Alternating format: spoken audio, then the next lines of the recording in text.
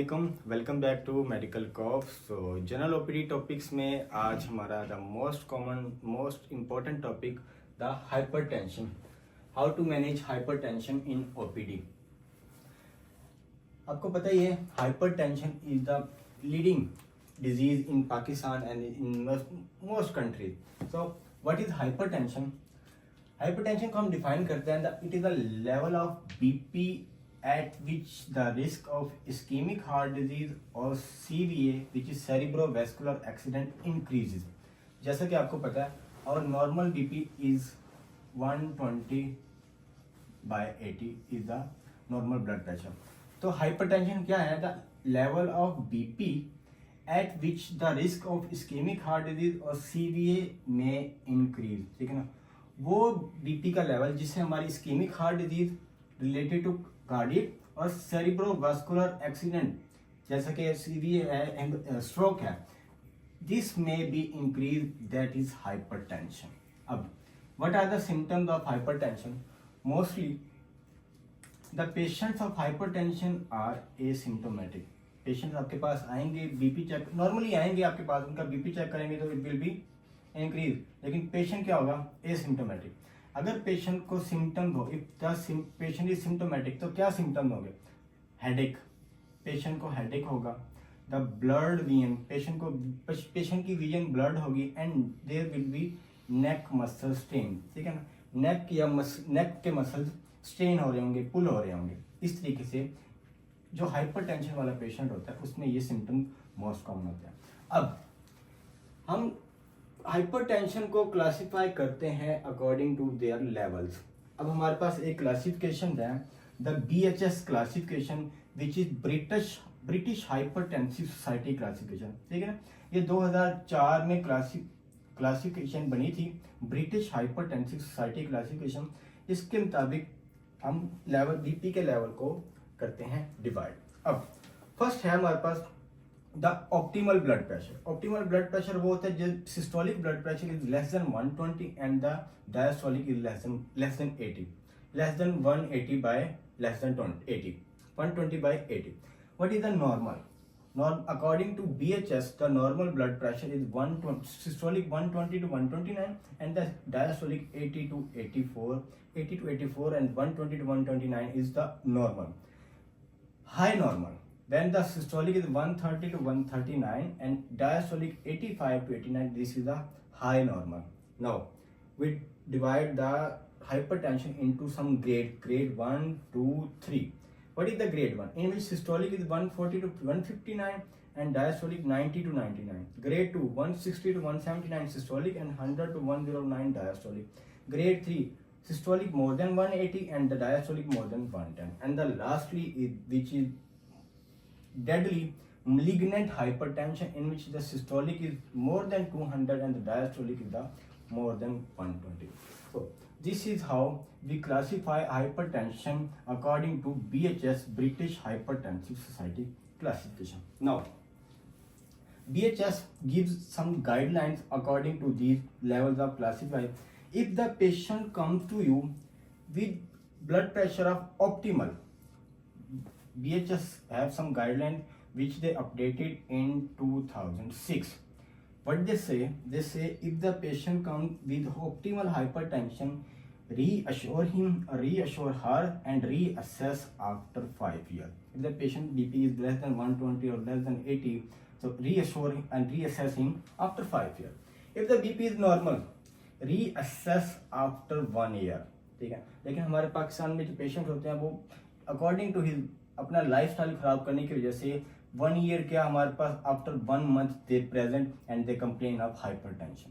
तो according to BHS guideline वो कहते हैं कि if optimal after 5 years reassess करना, if the normal after 1 year reassess करना। Now if the BP is high normal, what you have to do?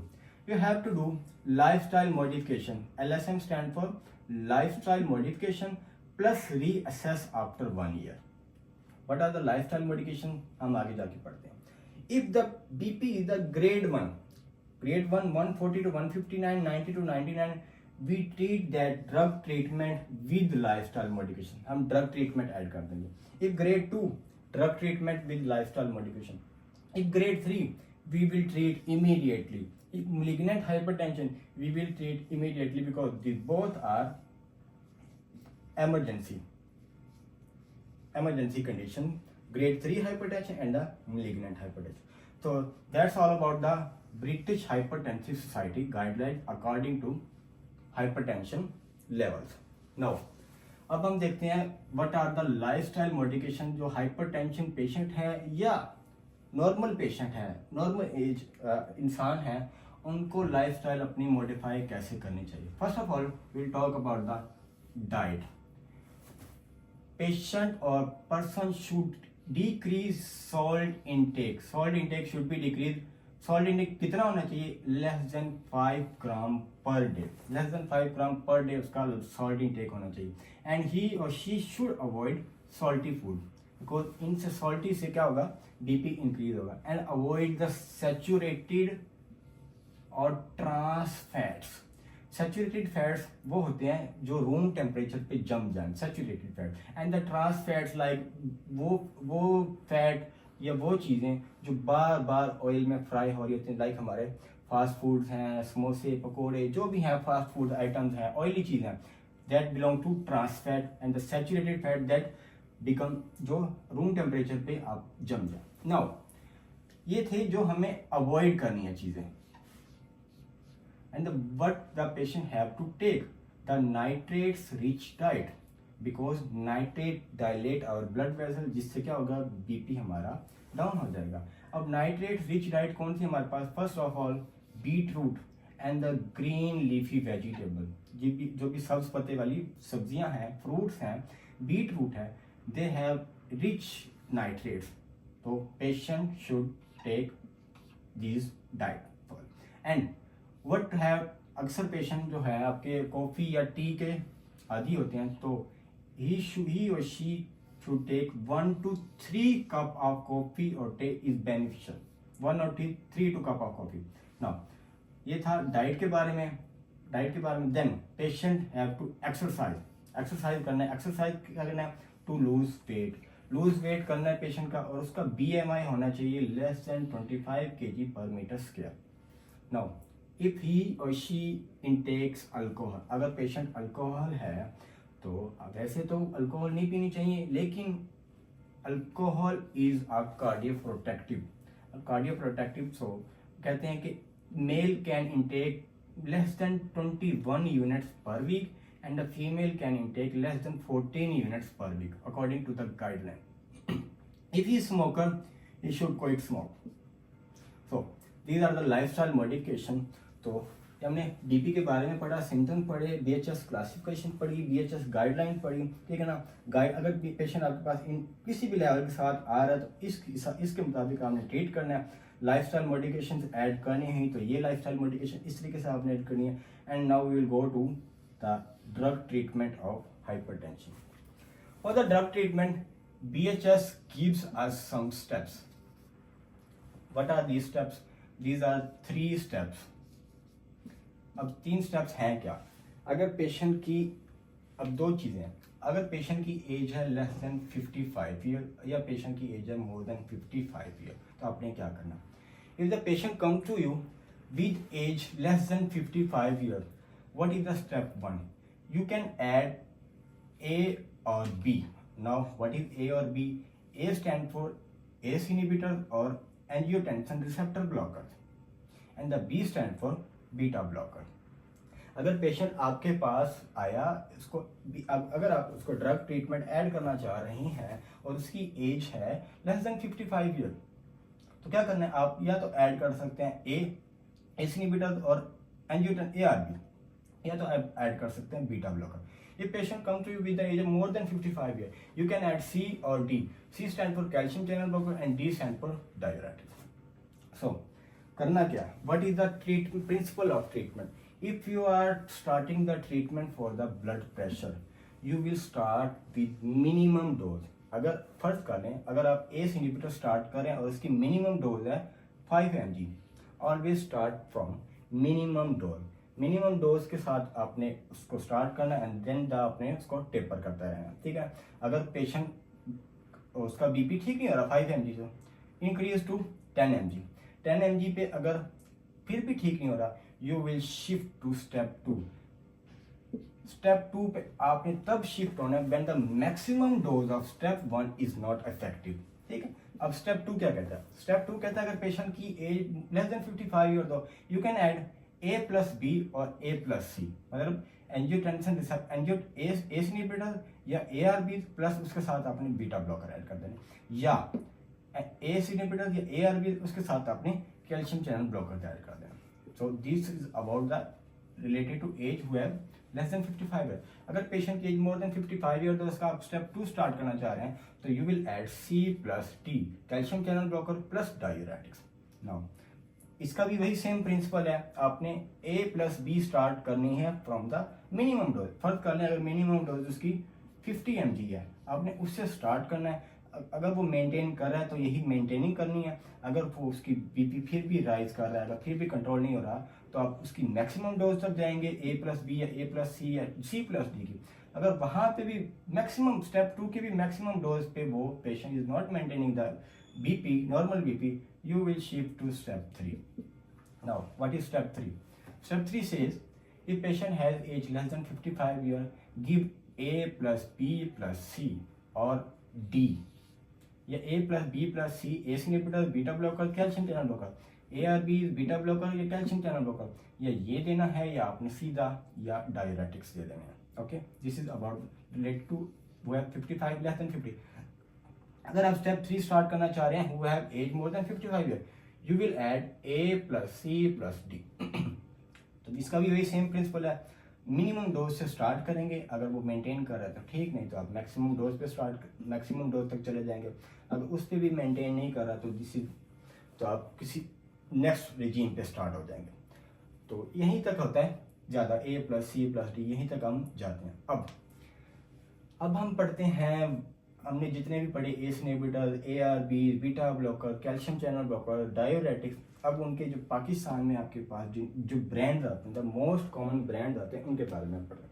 Start from the ACE inhibitor. ACE inhibitor में first हमारे पास है जेस्ट्रिल, जिसकी dose हमारे पास होती है 5 mg। एंड इसका क्या है, फार्मूला क्या है, इसमें क्या होता है, lisinopril which is ACE inhibitor. Zestril 5 mg। Second drug is the Cardex comes in the dose of 10 mg। इसमें होता क्या है, enalapril. Number 3 is the acetopril, 25 mg में आता है। इसमें क्या होता है हमारे पास, captopril. So these are 3 most common used ACE inhibitor in Pakistan, Zestril, acetopril, Cardex. अगर आप किसी को पेशेंट आपके पास आया, फर्क कर लें 40 ईयर्स एज का, ठीक है, और उसका बीपी था आपके पास ग्रेड 1 हाइपरटेंशन, आपने क्या करना है, ड्रग ट्रीटमेंट स्टार्ट करना है विद लाइफस्टाइल मॉडिफिकेशन। तो पहले से उसको इनकरेज करना है, काउंसिल करना है कि लाइफस्टाइल मॉडिफिकेशन पे उसका ग्रेड 1 ट्रीट हो सकता है, ठीक है। और साथ साथ आपने स्टेप 1 स्टार्ट करना है। स्टेप 1 क्या स्टार्ट करना है, फर्स्ट करें आप जेस्ट्रिल दे रहे हैं, 5 mg से स्टार्ट करेंगे, उसको साथ लाइफस्टाइल मॉडिफिकेशन करेंगे। और you can switch to a, दूसरा ए है हमारे पास ARB में मोस्ट कॉमन हमारे पास है the Eziday count in the dose of 50 mg। अब इजी डे में होता क्या है, losartan potassium which is angiotensin receptor blocker. Second drug is the Extor. अब Extor is the combination of amlodipine which is calcium channel blocker and the valsartan, comes in the dose of 580 and 1060। अगर आप किसी में एक्सटोर start कर रहे हैं, मतलब ये क्या बनता है, A+C, या स्टेप 2 में जाके स्टार्ट करेंगे, A+C एक्सटोर कम्स इन 580 और 1060। आप 580 से स्टार्ट करेंगे, मेंटेनिंग बीपी मेंटेन कर रहा है तो ठीक, नहीं तो आप शिफ्ट हो जाएंगे 10160 पे। 10160 पे भी मेंटेन नहीं कर रहा था, you will shift to the step 3। Now second is the coextor comes in the dose of 5/160/25। इसमें 3 ड्रग्स होते हैं। 3 ड्रग्स क्या होते हैं, हमारे पास है amlodipine plus valsartan plus hydrochlorothiazide. Amlodipine हमारे पास कैल्शियम चैनल ब्लॉकर है, वालसार्टन हमारे पास ARB है, एंड द हाइड्रोक्लोरोथियाज़ाइड हमारे पास डायूरेटिक है। तो ये आप स्टेप 3 में जाके करते हैं, कोएक्सटोर 5/160/25। Next drug is the FSAR comes in 580 by 5/160 और 10/160। इसमें क्या होता है, सेम एम्लोडिपिन प्लस वालसार्टन, ठीक है, वही कैल्शियम, इसमें कैल्शियम चैनल ब्लॉकर है और ARB है। Next is the FSAR plus. FSAR plus में क्या होता है, FSAR plus comes in the dose of 5/160 and 12.5। अब इसमें भी तीन चीजें हैं, क्या है, एम्लोडिपिन है कैल्शियम चैनल ब्लॉकर, वालसार्टन है ARB एंड हाइड्रोक्लोरोथायजाइड है हमारे पास डायूरेटिक, ठीक है। तो this is C plus A plus D, ये A plus C plus D, ये वाला बन गया। These are common ARBs in partition. Next is the beta blocker. Beta blocker most common drug which is Inderal, comes in 10 mg। इसमें होता क्या, propranolol, ठीक है। Next is अटीनोलोल। अटीनोलोल क्या 25 mg में आता है, 50 mg में, 75 mg एंड 100 mg, ठीक है। इसमें अटीनोलोल होता है, beta blocker. Next is the conquer. Conquer में क्या 2.5 mg में आता है और 5 mg में, मतलब 2 डोजेज में अवेलेबल होता है। इसमें होता क्या, द बिसोप्रोल और हेमीफ्यूमरेट, ठीक है। Next is the labetalol. Labetalol HCl, जिसमें जो 100 mg में आता है, इसमें लिबिटालोल होता है। नेक्स्ट इज द नेबिल या बिस्कार्ड, ये दो ब्रांड्स हैं हमारे पास, 2.5 mg में अवेलेबल, 5 mg में अवेलेबल। इसमें होता क्या, नेबिवोलोल। तो इन दोनों ब्रांड्स में नेबिवोलोल होता है, which is beta blocker. And the last one is the Tenormin. Tenormin comes in the dose of 25 mg और 50 mg। इसमें क्या होता है, अटीनोलोल। तो that's all about the beta blocker. Next calcium channel blocker. हम कैल्शियम चैनल ब्लॉकर ऑलरेडी हम पढ़ चुके हैं, एम्लोडिपिन सारा पढ़ चुके हैं। कैल्शियम चैनल ब्लॉकर हमारे पास जो अकेले हैं, C, अगर किसी का C अकेला स्टार्ट कर रहे हैं तो हमारे पास है Amodip. Amodip comes in 5 mg और 10 mg। इसमें होता क्या है, एम्लोडिपिन। दूसरी जगह हमारे पास Amodip V। Amodip V comes in the dose of 10/160, जिसमें क्या होता है, amlodipine plus valsartan. Amlodipine same as Extor, ठीक है।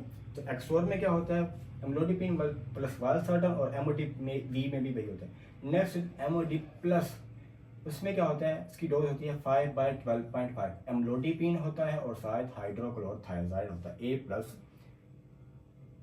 C plus D। ये एम्लोडिपिन कैल्शियम चैनल ब्लॉकर और साथ हाइड्रोक्लोरोथायजाइड डायूरेटिक हमारे पास है। Next is the Norvasc, comes in 5 mg। इसमें क्या होता है, एम्लोडिपिन बिसाइलेट होता है। Next is the Isoptin, comes in 2.5 mg। इसमें क्या होता है, the verapamil HCl, which is calcium channel blocker. So that's all about the hypertension management. तो इस तरीके से आपने प्रिंसिपल्स को याद रखना है हमेशा। Consult the patient, always consult the patient firstly for the lifestyle modification, because lifestyle modification can decrease the risk of hypertension, ठीक है।